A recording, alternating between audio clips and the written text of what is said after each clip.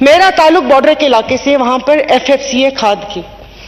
سر یہ تو ایک بیسک ضرورت ہے نا کہ اگر کوئی فیکٹری لگی ہے تو آپ نے وہاں پر کوئی فلٹر پلانٹ لگانا ہے کہ پانی اندر نہ جائے، وہ پانی زہریلا نہ ہو. میرے گھر کے 6 لوگ کینسر سے انتقال ہوئے، 7واں ابھی پشاور میں ایڑیاں رگڑ رہے ہیں. مجھے نہیں پتا کیا ہوگا، لیکن جس وقت میں یہاں پر آئی تھی میں نے کہا اچھا میں یہ ایشو اٹھاؤں گی. کسی نے کہا چپ، اس کے بارے میں نہیں بولنا. پھر اس کے بارے میں کیوں نہ بولوں؟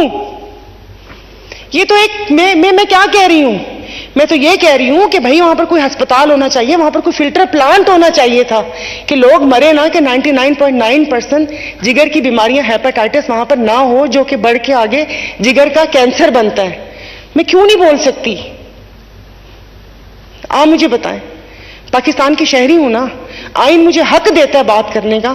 میں کسی پہ کیچڑ تو نہیں اچھال رہی، میں کسی پہ انگلی تو نہیں اٹھا رہی. میں کیوں